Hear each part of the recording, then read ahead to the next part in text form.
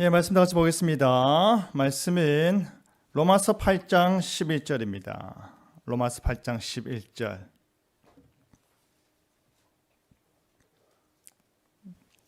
우리 한 절인데요. 우리 한 목소리를 읽도록 하겠습니다. 예수를 죽은 자 가운데서 살리신 이의 영이 너희 안에 거하시면 그리스도 예수를 죽은 자 가운데서 살리신 이가 너희 안에 거하시는 그의 영으로 말미암아 너희 죽을 몸도 살리시리라. 아멘. 예, 오늘 하일리버 요리문답 제17주일 제17주일에 대한 내용으로 말씀을 나누겠습니다. 부활, 세상을 바꾸는 힘이라는 제목으로 말씀을 나눌 때 하나님의 큰 은혜가 있기를 바랍니다. 복음이 무엇입니까? 복음. 우리가 복음이 무엇이냐라고 할 때 대부분의 사람들은 그리스도의 오심과 죽으심, 우리의 죄와 우리의 구원을 위해서 그리스도께서 오셨습니다. 그리고 그가 죽으셨습니다의 내용으로 끝나는 경우들이 있습니다. 그러나 거기서 끝이 나버린다면 우리가 구약시대 오랫동안 구약시대 선지자들이 외쳤던 메시지와 다를 바가 없어져 버립니다. 왜냐하면 여전히 그의 죽음 역시도 죄와 죄의 결과로서의 죽음을 맞이한 것에 지나지 않을 것이기 때문입니다. 그러나 부활, 우리의 복음의 내용은 항상 예수님께서 오셨습니다. 그리고 우리 위해 죽으셨습니다. 그리고 나서 그 죽음을 이기시고 부활하셨습니다. 그리고 지금 승천하여 계신 예수님께서 다시 오실 것입니다 까지가 우리의 복음의 내용이 될 것입니다. 오늘 그 부활에 대한 내용, 특별히 우리가 부활에 대한 내용으로 살펴볼 텐데요. 하일리버 요리문답 45무 우리 한번 함께 읽어보도록 하겠습니다. 제가 문을 읽으면 여러분이 답을 함께 저랑 읽도록 하겠습니다. 그리스도의 부활이 우리에게 주는 유익은 무엇입니까? 첫째, 그는 그의 부활하심으로 죽음을 정복하셨고 죽음을 성취하신 그의 의에 참여할 수 있습니다.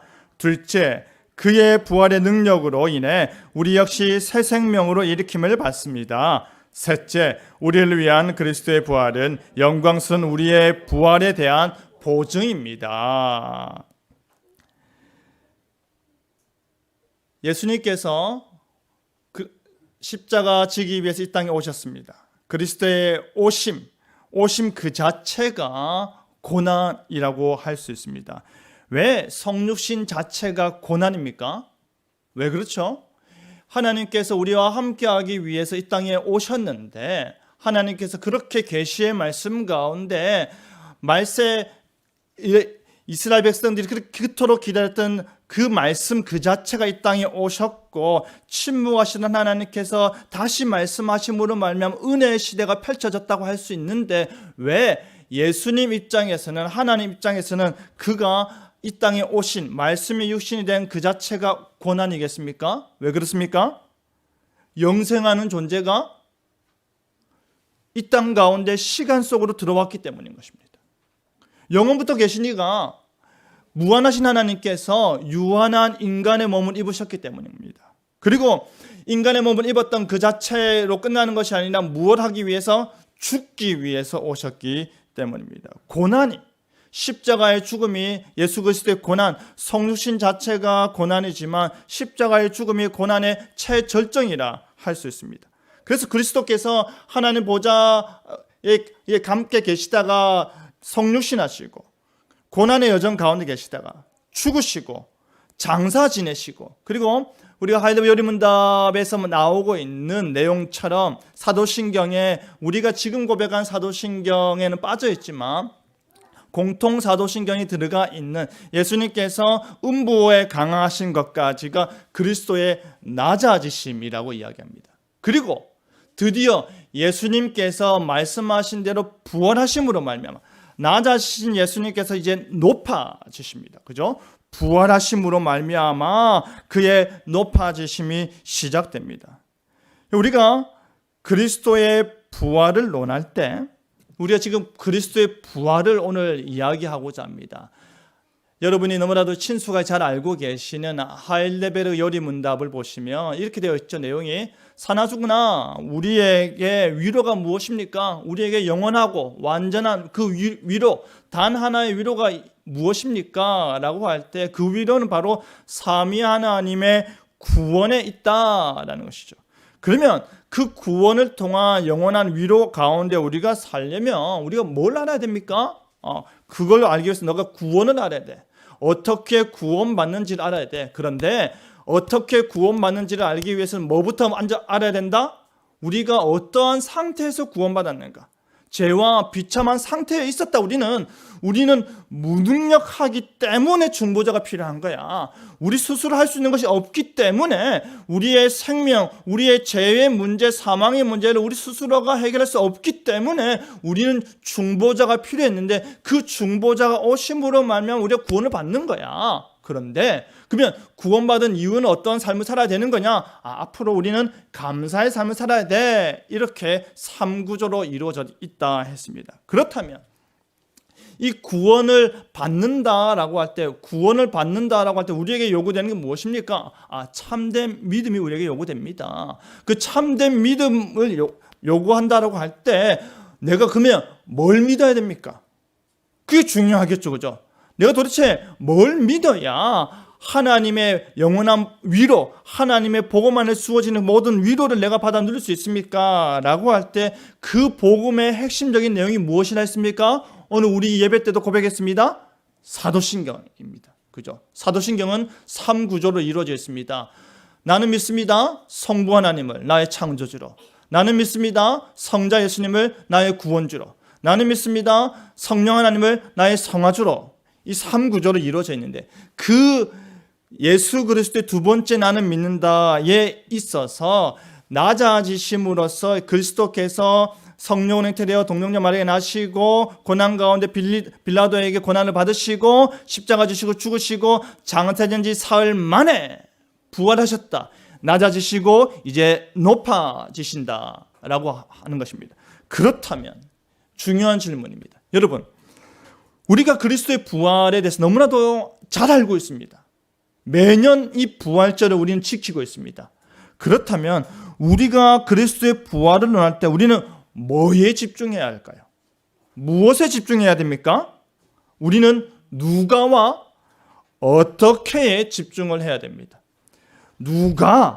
누가라는 말은 우리의 중보자 되신 예수님께서 오직 참 하나님이시요 참 인간이신 예수님께서 부활하셨다인 것이죠. 그러면 어떻게입니까? 어떻게? 자신이 찢기고 피 흘려 죽임당한 바로 뭐로? 그 몸으로 부활하셨다라는 것입니다.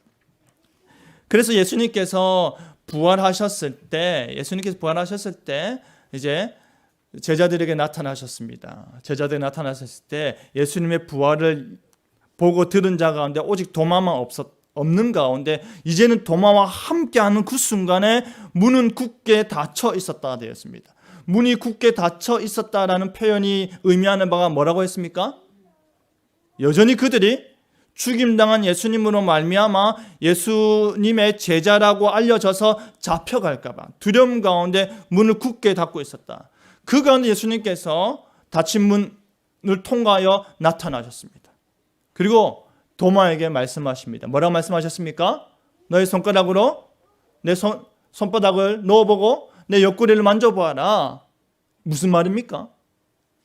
예수님이 죽었다가 부활하셨다라는 말씀을 지금 제자들을 통해 들었던 도마가 못 믿었다 이 말입니다.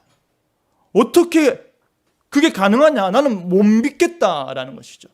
그 예수님께서 도마가 익히 알고 있던 그 모습, 도마가 생각할 때 자신이 십자가에 달렸던 그 마지막으로 도마가 봤을 법한 그 모습으로 나타나셔서 너 봐라.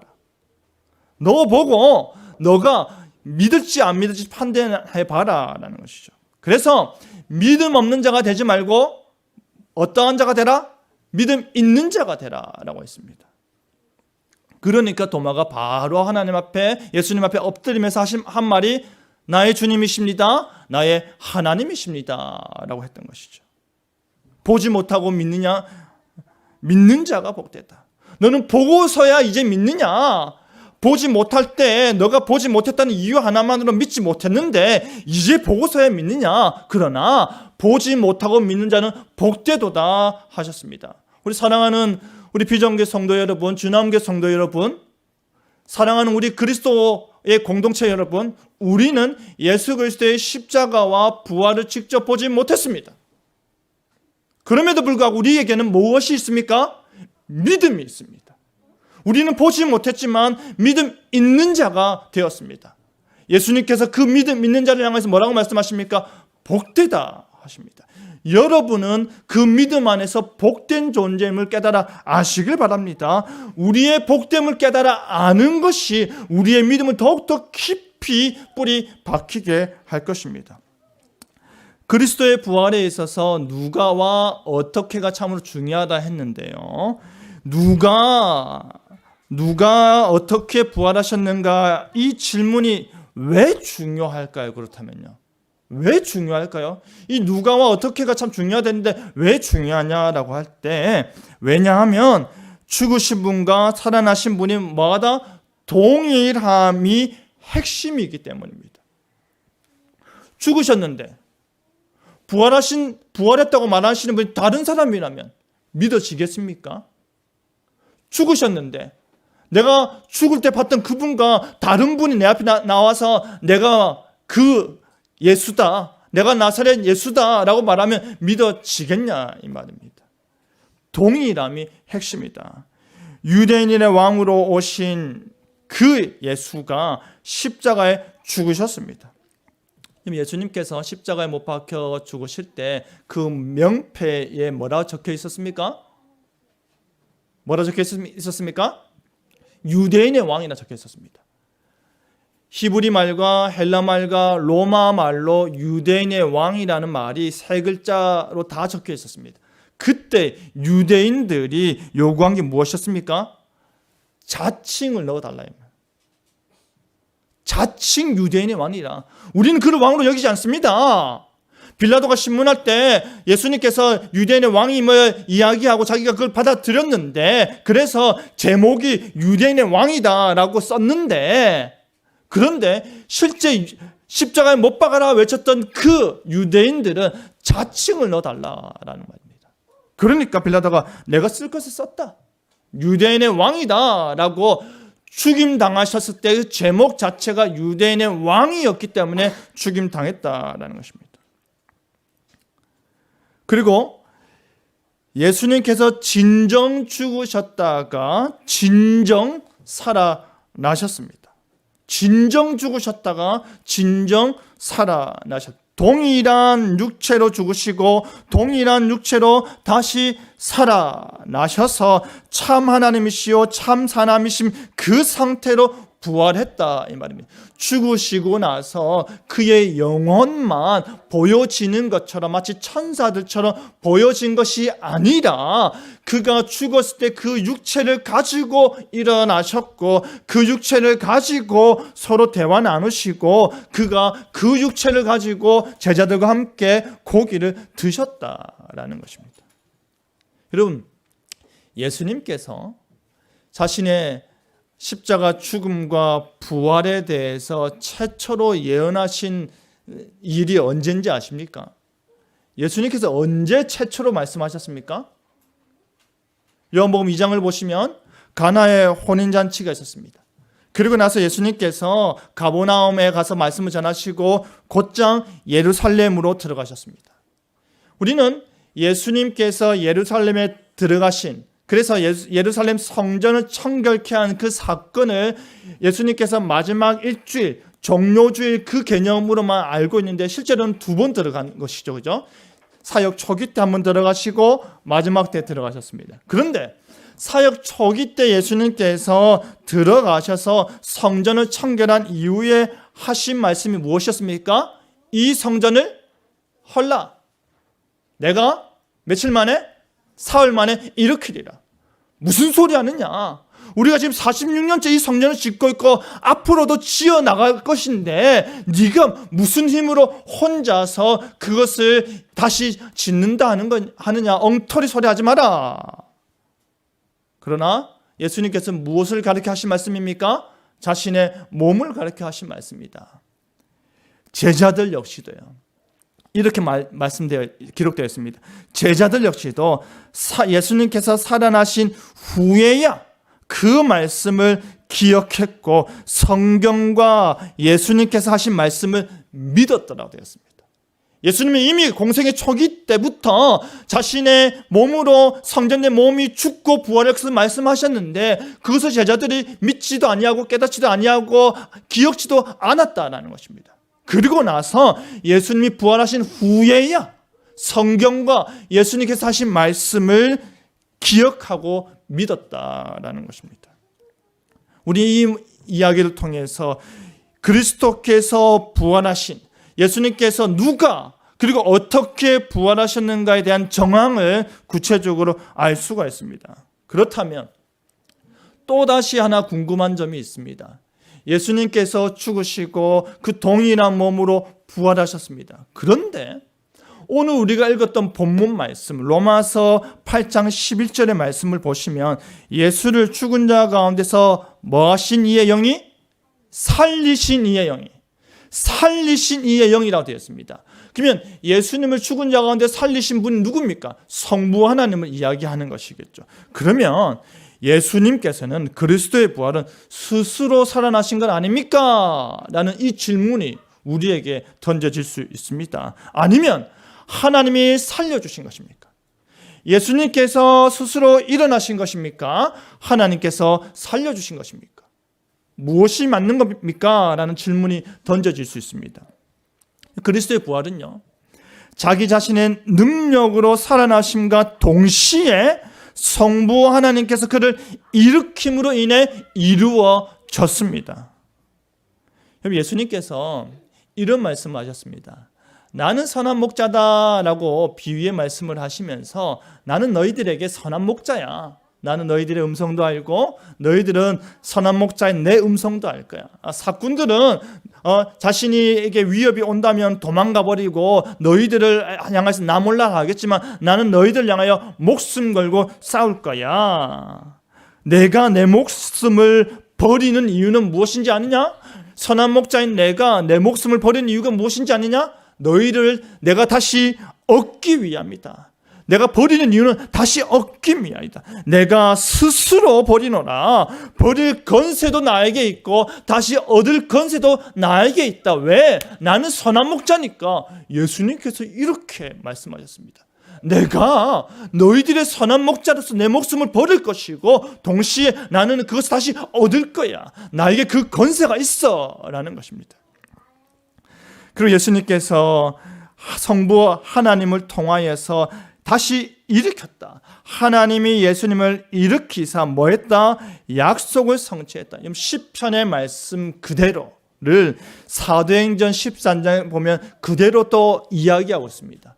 시편의 말씀을 통하여서 하나님께서 예수님을 일으키사 약속을 성취했는데 그 약속의 내용이 뭡니까? 너는 내 아들이라. 하나님께서 예수님을 향해서 너는 내 아들이라. 오늘날 내가 너를 낳았도다. 그 약속의 말씀을 성취하기 위해서 하나님께서 성부 하나님께서 성자 예수님을 일으키신다라는 것입니다. 그리스도께서는 자신의 죽음을 스스로 버리셨습니다. 그렇죠? 자신이 아셨죠. 왜 성육신해야 되는지 아셨습니다. 자신이 제자에게 특별히 유다에게 배신당할 거 아셨습니다. 베드로가 부인할 것도 예언하셨습니다. 제자들이 나 몰라 할 것을 아셨습니다. 그럼에도 불구하고 자신이 저 죽음으로 말미암아 그들에게 영원한 자유, 영원한 해방, 영원한 왕적 통치를 실현하기 위해서 자신의 이 죽음으로 나아가는 것을 스스로 아시고 그렇게 결단하셨다 이 말입니다. 이 잔을 내게 옮겨주십시오 라고 간청하였지만 죽을 수밖에 없다는 걸 아셨지만 내 뜻대로 하지 마시고 누구의 뜻대로? 아버지의 뜻대로 하여 달라라는 말이 예수님의 의지였다라는 것입니다. 그리고 죽었던 육체를 예수님께서 살리셨습니다. 그의 영혼과 다시 연합되는 것이죠. 베드로 전서 3장 19절 보시면 예수님께서 이제 장사된 가운데, 무덤에 안치된 가운데 영으로 오게 있는 영들에게 선포했다라고 되어 있습니다. 예수님께서 부활의 몸을 입기 전에 이미 내가 십자가에서 승리했다, 이미 십자가에서 죄의 문제를 해결했다, 이미 십자가를 통해서 죽음의 문제를 해결했다, 나는 구원의 문제를 해결했다 선포하신 이후에 뭐 하시는 겁니까? 부활하시는 것입니다. 이미 사탄 권세들에게 승리를 선포하신 이후에 제자들 입장에서 뭡니까? 십자가로 인해서 패배한 것입니다. 제자들 입장에서는 예수님은 십자가를 통하여 이미 패배를 했고 자신들의 모든 소망은 다 사라져버린 것입니다. 하나는 우편에 하나는 좌편에 간청했던 그 어머니 모든 소망은 다 사라져버린 것입니다. 그렇게 호산나 다윗의 자손에 외쳤던 그 함성들은 십자가에 못 박아라, 십자가에 못 박아라 그 함성에 파묻혀버렸던 것입니다. 문을 굳게 닫아놓고 벌벌벌 떨고 있었던 상황입니다. 그러나 그 순간에 예수님께서는 선포하셨습니다. 내가 승리했다. 그리고 나서 부활의 몸으로 승리를 확정하여 주시는 것이다, 이 말입니다.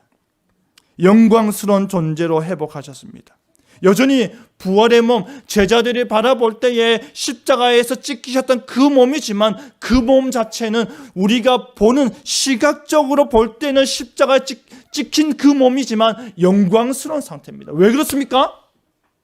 왜 그렇습니까? 죽음을 이겼기 때문입니다. 사망 권세를 이겼기 때문입니다. 그 누구도, 어느 누구도 죽고 나서 다시 살아나지 못했습니다.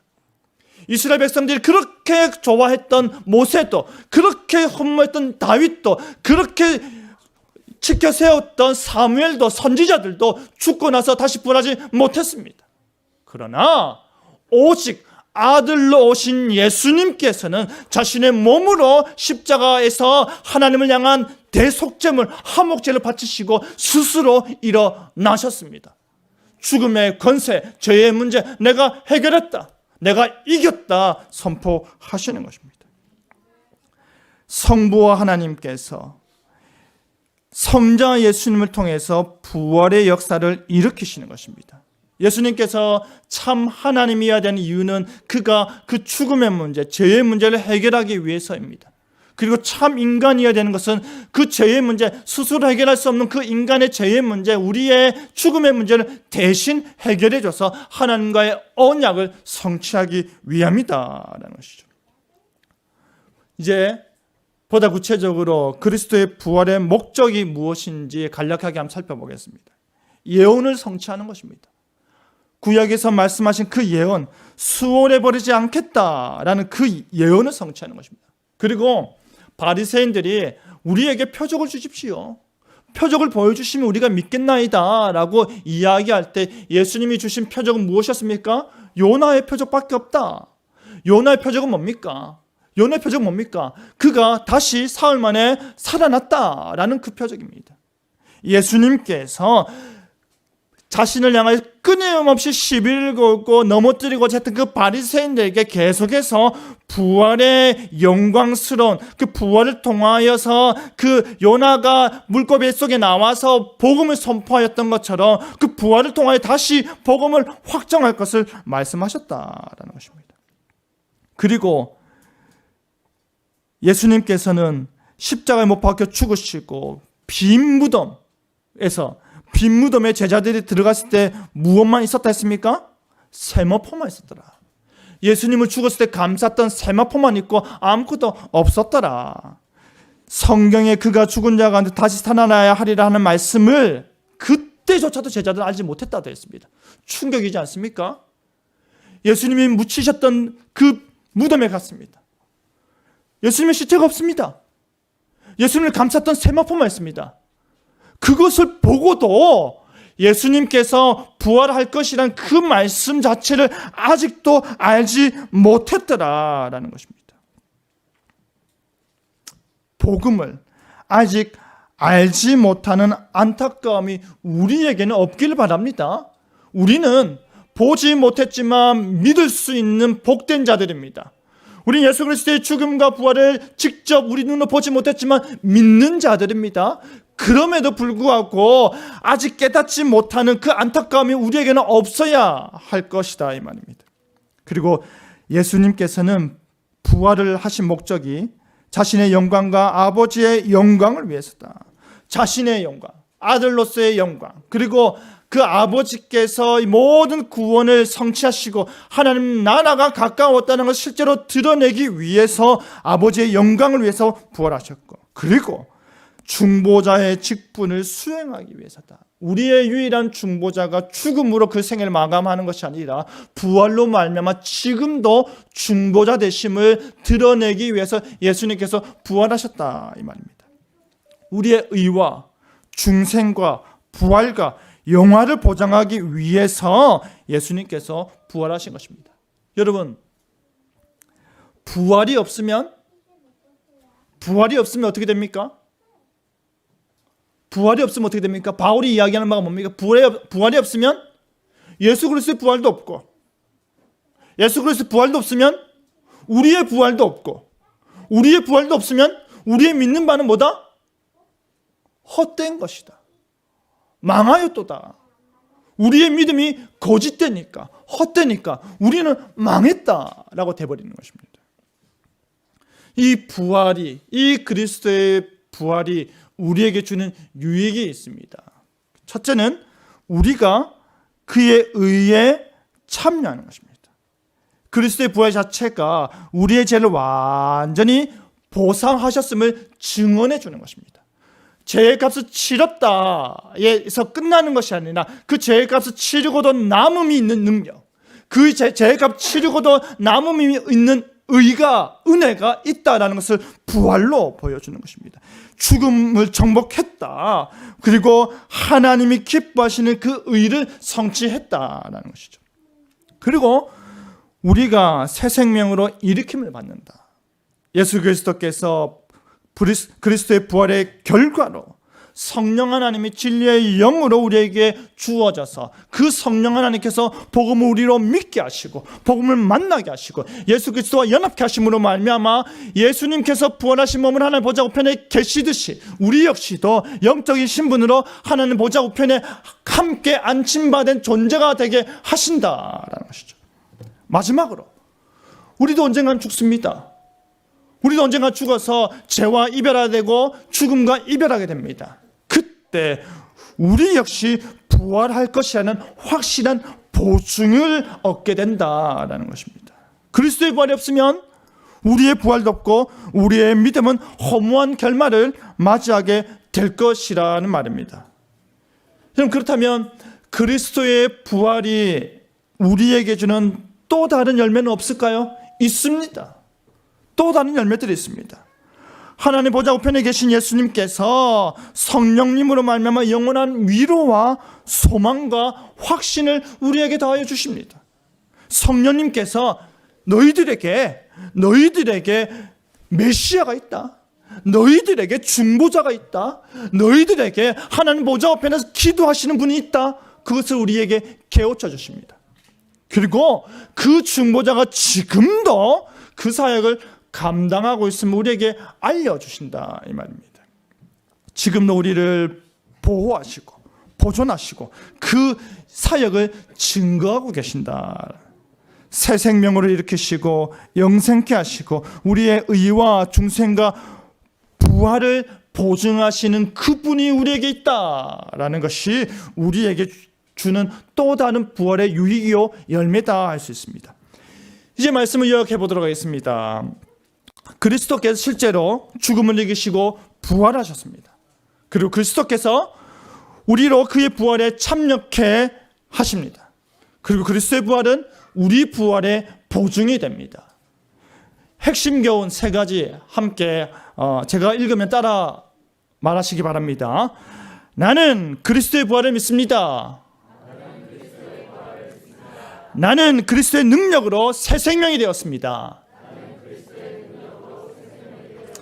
나는 나의 영광스러운 부활을 믿습니다. 아멘. 예수님께서 부활을 예고하시고 제자들은 깨닫지 못하고 믿지도 못하고 알지도 못했지만 과연 그가 메시아인가? 과연 그가 하나님의 아들인가? 과연 그가 우리의 주님 맞는가? 라고 했을 때 모든 의심을 사라지게 만든 것은 예수 그리스도의 부활이었습니다. 이제는 말씀과 예수님을 믿게 되었습니다. 이제는 세상을 바라보는, 자신을 바라보는, 그리고 자신의 환경을 바라보는 안목이 바뀌어 버리는 것입니다. 이제 우리는 십자가에 달리신 예수님을 바라보며 두려워하지 않습니다.